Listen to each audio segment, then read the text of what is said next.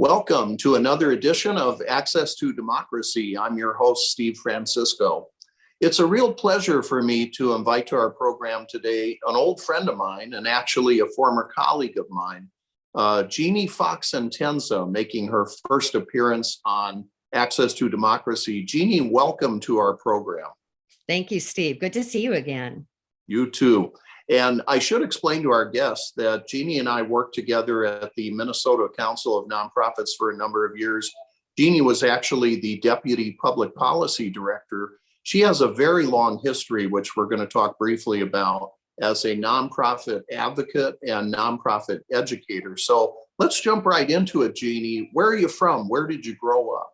Well, thanks, Steve. I grew up down in Southwest Minnesota in what was then still had the then and now still hosts a lot of immigrant communities in the rural area. My parents were farmers. We farmed on an adjoining farm to my Icelandic grandparents who spoke Icelandic in the home and made things like lamb and fish. And it was a wonderful legacy to grow up on the land like that. I'm forever grateful. And you went to school, if I recall correctly, you attended South Dakota State University, Brookings. I did. Tell us about where you went to school, I should ask you. Yeah. Sure. Well, it was closer to go to Brookings across the South Dakota border than to move up to this big city and some of the fine colleges and universities here. So a number of students in my high school class ended up at Brookings. South Dakota State laid a great foundation. I was exposed to many new thoughts and ideas and had wonderful faculty. And then I went on to do graduate school at the University of North Texas, got to see a couple different parts of the world, and lived in Rapid City, South Dakota for a number of years, where I started my nonprofit and government career, working in county services. And started having kids, and Minnesota girls moved back home then. And I wanted the good schools and amenities that Minnesota and the culture that Minnesota offers. So true. You've had a very diverse career in the nonprofit sector. You've done everything from being a director of a detox center, working in a battered women's shelter, a mental health crisis center. You were chief of staff formerly to the Minnesota Secretary of State, Mark Ritchie. And I guess what I'm wondering, after years of doing that, plus 9 years as a lobbyist and advocate at the legislature for the Council of Nonprofits, is there sort of one overriding lesson that you've picked up from all that experience working with nonprofits? Absolutely. I would say both nonprofits and government. And that is that the decisions we make as a society about how we treat people and citizens and residents, that really matters. And so, I spent about the first half of my career in direct service organizations. You mentioned detox, battered women's shelter, and I could kind of see when the system worked for people and helped them move out of poverty or violence or, difficult situations. But I could also see where our policies keep people stuck despite their own best efforts. So that's what eventually led me to want to move into public policy and the arenas where we make those decisions. And all that was informed by my work on the ground in crisis centers. And, you mentioned detox. The first week I was on staff, clients froze to death under a bridge. So I learned real quick, real fast, these decisions are about human lives, life and death at even points. They matter. And we should also mention too to our viewers, you've contributed chapters to a number of textbooks that are being used to train the next generation of nonprofit leadership here in Minnesota and nationally. You've contributed to the Nonprofit Management 101, and also a book called The Lobbying and Advocacy Handbook for Nonprofit Organizations. Tell us about that experience briefly, what you learned from contributing to those publications. Oh, thank you. And I have one coming out. I'm just doing final edits on. I edited a textbook on, it'll be 8 chapters on nonprofit advocacy. So I'm super excited to have that coming out. I have to give a nod to someone you and I both know, two people. One is Gary DeCramer, former Yeah. senator and USDA director, who then went into teaching at the University of Minnesota after his public career. And he's the one, and I grew up in the area he represented, so he was kind of a family friend, and he's the one who got me into teaching. And I started teaching at the Humphrey School at the University of Minnesota on the side when you and I were working at the Council of Nonprofits. And Marcia Avner, whom you mentioned, or you didn't mention, but I'm going to mention, give her credit for the Lobbying and Advocacy Handbook, was another mentor of mine about the appropriate role for nonprofits in society and how we contribute. So to me now, at this stage of my career, I kind of figured this is my last chapter. I've enjoyed being off the front lines and not even at the Capitol, but now doing research and scholarship, the nonprofit sector. And one of my areas of interest has always been the relationships between nonprofits and government. And there's a healthy tension there because nonprofits are often partnering with government to deliver services, while at the same time, they're pushing against them to do better, to change laws, to reduce inequality, et cetera. And government, of course, has an interest in protecting consumers. So how do we have enough regulation in place to make sure that happens and doesn't inflict on the autonomy and governance of nonprofit organizations? Jeannie, those of us like yourself and myself who've worked in the nonprofit sector, we often say that nonprofits work in Minnesota and across our country to create a civil society and to strengthen civil society. What does that mean? Tell us a little more. What does that mean to create and strengthen civil society? Sure. And I would add even globally, right? We do that. And civil society is, there are many definitions, but it's generally considered what is bigger than family, but not quite the state, right? Because in this country in particular, we value private action. We often want less of a role for government than other countries. So I often say we have developed a really strong nonprofit sector in the United States because we had to.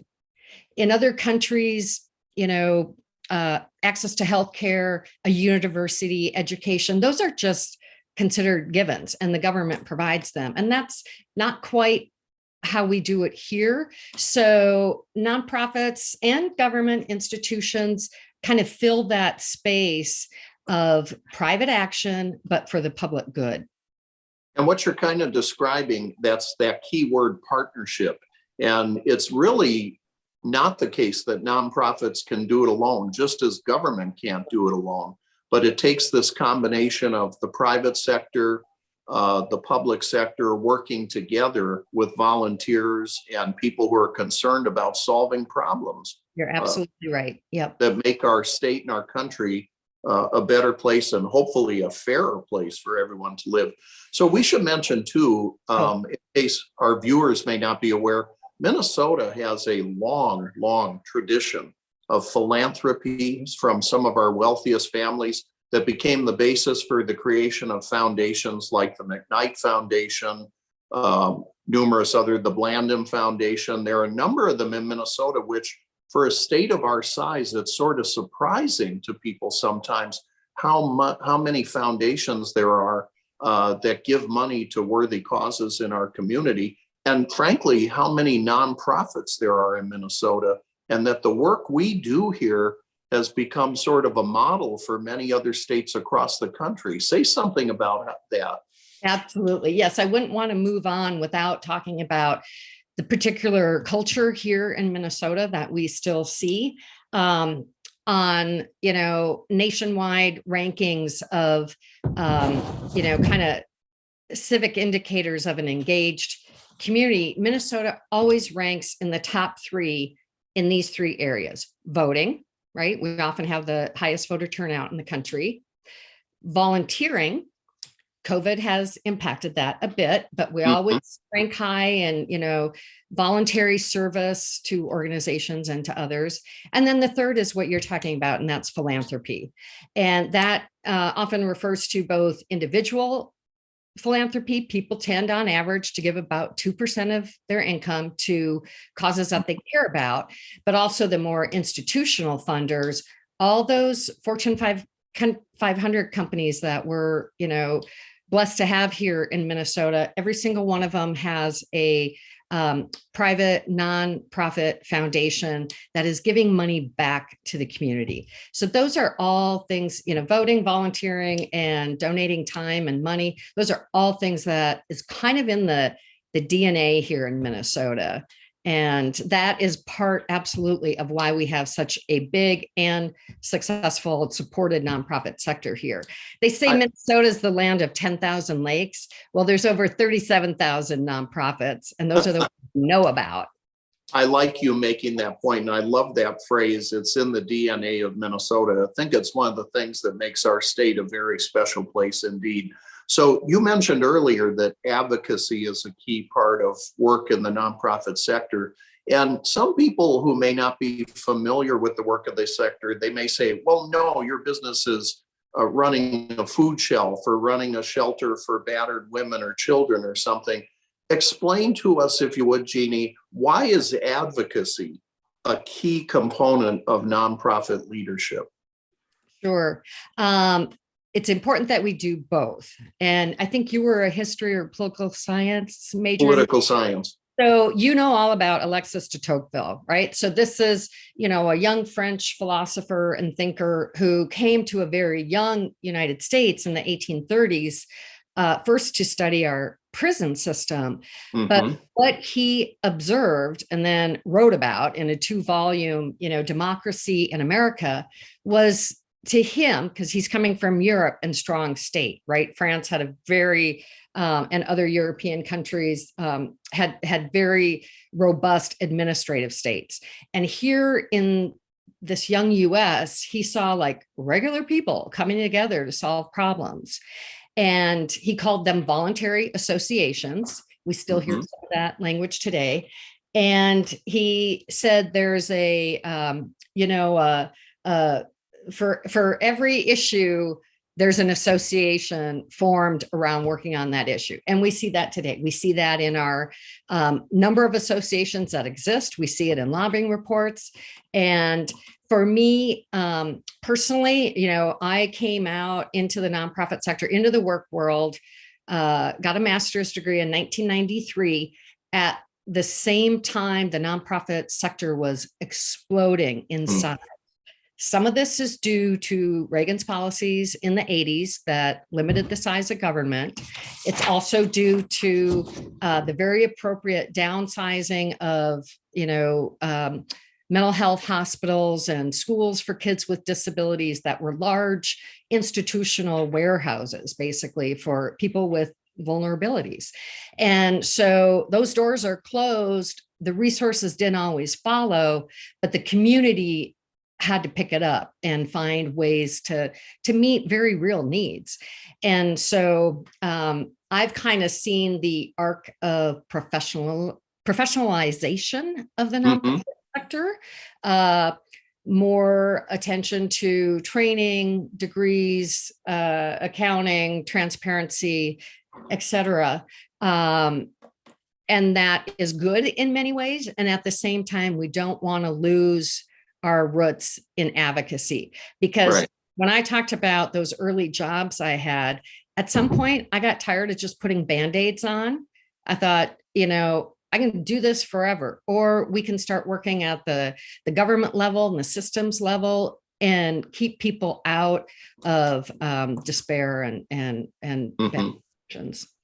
Good explanation. So sometimes people wonder, who regulates nonprofits? Are nonprofits regulated? And of course, they're regulated by both the federal government and the state government. Say something about the regulation of the nonprofit sector.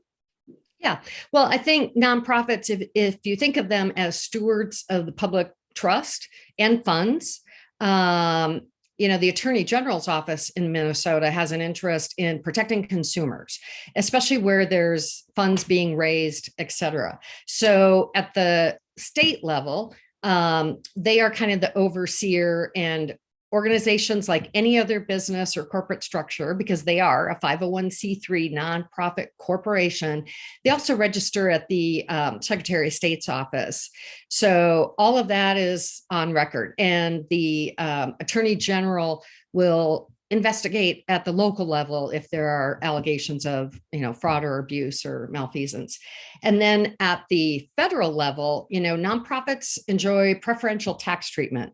They're exempt from a tax on their income revenue that they bring in, and donations to them as an individual giving money to a nonprofit. You get a personal tax credit on your actions. So the IRS, the Internal Revenue Service, is the one who administers that preferential tax treatment. So if there are allegations of either a political nature or of a something that is outside the scope of nonprofit activity for which they get that benefit, then the IRS can be called to account. And we should explain something to people too. Sometimes you'll see, a nonprofit in some instances may have taken in more money in 1 year than they actually spent. But the conditions attached to nonprofit status mean that those organizations legally are required to reinvest that money in their mission. So that may be true for a few nonprofits, that they bring in more in 1 year than they spend. Well, but more often, go ahead. And that what you're referring to is the non-distribution constraint that exists on nonprofits. And that is probably the most critical difference between a nonprofit and a for-profit organization. Right. So there is no owner.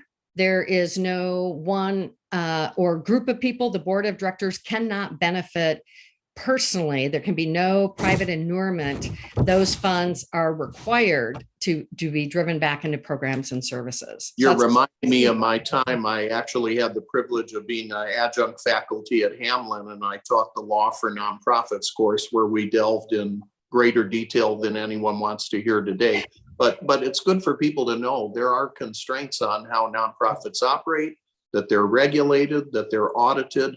And also it benefits not only the beneficiaries of those services, but it benefits donors too, who are considering giving donations to nonprofits. And let's talk about that for a second. So when somebody wants to decide to make a gift, where can they go? What are a couple of organizations that you and I both have in mind where they can get more information about a particular nonprofit to see how much of their revenue goes to administrative expenses, how much goes to advertising, how much goes to their core mission? Here's the great thing about nonprofits in the US. They are required to share that information publicly. So the first thing I would tell someone, if they're not familiar with the organization, and a lot of people give money to a place they donate or they've received services from, but the best place to go first is the organization's own website. And to me, and I teach my students this as well, look at their website. Do they list who their board of directors are? Do they put their IRS required Form 990? 990, which is like an income tax return for a nonprofit. That's what it is. Yeah. And it actually includes very detailed information about revenues and expenses. And nonprofits often always issue an annual report as well. So if I don't see those on the website, then I pause and maybe dig a little deeper, maybe move on. Because to me, it's a basic transparency and accountability to just put public documents right on your website. And we should mention there are a couple of organizations in particular I wanted to give a shout out today: Charity Navigator and GuideStar, which are two organizations that actually rate nonprofits. If I had to summarize it, I'd say they rate them on their transparency. Are they doing the things that you described so the potential donors can see how their donations are being spent and how effective they are at their missions? If you if you type in guidestar.org or Google it, you'll probably be taken to a site now called Candid, CANDID, and Oh, that's where they you changed can, the name. change the name. I think a merger, and then you could bring up anybody's 990. And I tell students who are looking for jobs, you go look up that 990 because it'll tell you, you can see to some degree the salaries, particularly of the highest paid individuals in the organization. So you can get a lot of information. I'll say one word of caution about Charity Navigator. And I just wrote a paper on this actually with another professor at the University of Chicago in Illinois. They only use data off the Form 990. So it's particular data point, like do they post it on their website? There are some questions like that, but it's only on financial data. And in a study that we just did, we actually looked at Google user reviews, like what do real people think about, how do they judge nonprofits? And I can just tell you briefly, they look for very different things. They look for the quality of the interaction they had with the organization. They look for the ease of, delivery and access. So we're sometimes measuring very different things, and consumers just need to keep that in mind. Some of those watchdog, ranking agencies can be helpful. You just have to recognize it's a limited amount of information. So what I'm hearing you saying, Jeannie, is really don't just rely on one source of information in assessing whether a nonprofit is doing a good job. Look for multiple sources, beginning with the organization's website, and you can spread out from there. We're down to our coming up on our final 5 minutes here, and I don't want to let you go today without us talking about, you talked earlier about your Icelandic heritage, but you are a citizen diplomat. Tell us about this adventure and your position and title and what that involves. Thank you, Steve. I'm very honored to last summer have been named the honorary consul to Iceland for Minnesota and North Dakota. And you may wonder why those two states. Well, Iceland, like other parts of Europe and other parts of the world during a time of great famine and distress, had many immigrants coming to North America. Most of the people from Iceland, if you think about where they're situated just under the Arctic Circle there, ended up coming over to Canada, and in particular the Winnipeg, Manitoba area and Gimli, and it was called New Iceland. And this was a time, and we of course have to recognize manifest destiny and treatment of Indigenous peoples who were already here. There was land that the government was still basically giving away in these farm communities in Minnesota and North Dakota. So I grew up in one of those Icelandic communities near Minnesota, Minnesota. And if any of your watchers here remember Bill Holm, who was a great Minnesota-based writer, he and I grew up in the same area together. And I was lucky enough to grow up on a farm with an adjoining farm to my Icelandic speaking grandparents. So that connection is very deep, the food, the cultures, et cetera, and the language. I've been attempting to learn the language myself. And then so I had this personal connection and cousins that I visit in Iceland. But I also, after my return to academia, I'm writing a dissertation that is mapping the nonprofit sector in Iceland. So I have married the personal and professional interests. You've gone international on us. Yeah, at this point in my career, we're going to take it to that level because I still have a lot to learn about. And Jeannie, we should say, how many times have you been to Iceland? And you've met the president of Iceland, I know, several times. I have. The nice thing about a small country is they're quite accessible. I've met the president, the prime minister, and many, many lovely people that live in Iceland. And I have been there now, I believe it's 16 times. Wow. Eloping with my husband. Yeah. Now, before we go to today, we should mention to our viewers, you just came back from quite an adventure with your husband. You both went to Antarctica. We I did. just read a story in the news the other day that really kind of shocked me. We've all heard about climate change and global warming. There was a story the other day to the effect that a chunk of Antarctica, 600 square miles, which is roughly the geographic area of London, broke off from the continent. What did you see? You see real evidence of climate change in Antarctica, don't you? Yes. And in fact, it was warmer there than here in Minnesota. So Oh that my, tells you something right there. It's also there there in sometime. summer. Yeah. Yes, you see ice, and we wanted to witness that. I've seen it in Iceland. They've held a funeral for a glacier, as a matter of fact, to Mm. make a point. So, yes, you see icebergs as big as office buildings, and the wildlife is amazing. And I think we do need to protect that. Wow. We are down to less than a minute, Jeannie, and I just want to thank you so much for this overview you've given us of the nonprofit sector and about its important contributions to Minnesota's economy and to the well-being of people all across our state and what nonprofits do all across our country. And thank you for your work on behalf of Iceland too, strengthening the connection between the Icelandic people and people here in the US. So Jeannie Fox Entenza, nonprofit advocate and educator, proud to call you my dear friend and hope you can come back on our show again sometime. Thank you. It's a valuable resource to the community. So keep it up. Good to see you.